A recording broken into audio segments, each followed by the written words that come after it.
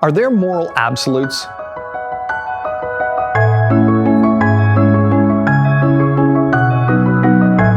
Hi, it's Calvin Smith here, and welcome to Creation Basics, where our goal is to make God's creation part of your everyday conversation with family and friends.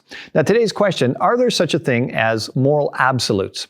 You know, the Bible claims to be the Word of God, so it makes sense that Christians should look to it for guidance in all areas of their life. Starting from that belief, of course, the Bible then becomes like a compass. It's a way of navigating through life, giving them a way of thinking. And God has revealed certain rules that apply to all people throughout time. Don't murder, do not steal, don't commit adultery, sex outside of marriage, etc. So these are referred to as moral absolutes. Now, a consistent atheist, of course, is forced to believe that there are no absolutes. Why? Well, because they've got to believe in some type of self-creation or evolution, which means everything was generated randomly. There's no intelligence behind it. So logically, if every person's mind is a result of a random chance process over time, there isn't even a reason to trust logic or reason or anyone's opinion anyway. If there's no God, there are no standards, then each person has the right to decide for themselves about right and wrong. And this means no absolutes. So, are there absolutes or aren't there? This is a big question because if there are, then there must be a lawgiver, a creator of them. If there isn't a creator, then we aren't bound to absolutes. For example, is raping and killing a child wrong? Most would say yes, but that would mean there are absolutes. It's absolutely true that for a human to rape and kill a child is always wrong. A consistent atheist would be forced to say something like, well, I personally believe it's wrong. But logically, they'd have to admit that the murderer has a right to believe whatever they want to, which means it's right for the murderer, so they can't actually be wrong. You see, some atheists say that you can believe whatever you want as long as you don't hurt someone else. But is that true? Is it absolutely true? If it's true, then there are absolutes. It's absolutely true that no one should ever hurt someone else, which means this statement actually argues against a belief in no absolutes. Now, when someone says something that, if true, means it's false, it's called a self-refuting argument. It can't possibly be true. And this type of argument literally self-destructs. We've all heard these types of statements. I mean, think of a couple of them here. How about, well, you can't know anything for sure. Well, how do you know that for sure? Talking about God is meaningless.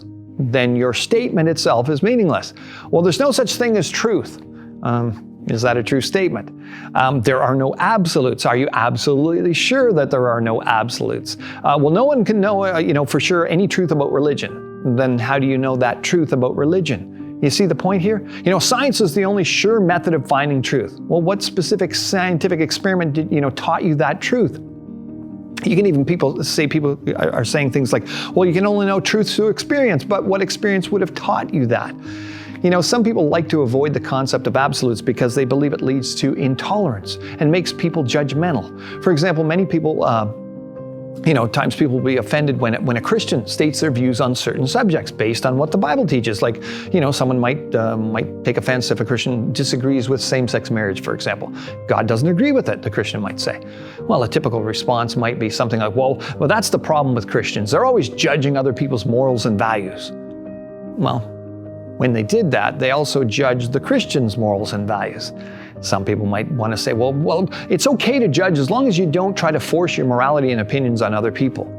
Well, it's easy to point out that if that's their morality and opinion, why are they trying to force it on other people?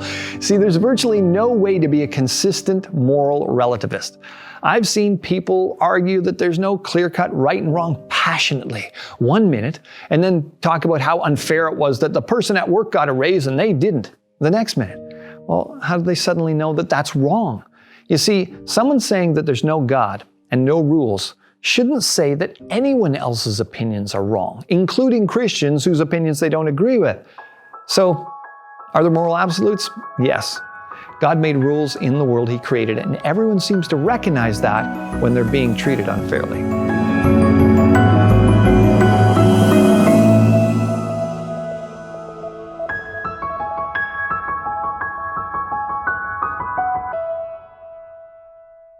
Hey, Hey folks, Calvin here. If you've been watching this program for a while now, have been blessed by the content, understand the importance of biblical authority, and have the means, please consider giving a one-time gift or becoming one of our monthly supporters by clicking that link below. And even if you don't, keep watching. Our goal is to equip the average believer to be able to share the gospel more frequently and effectively by making God's creation part of your everyday conversation. Stay blessed.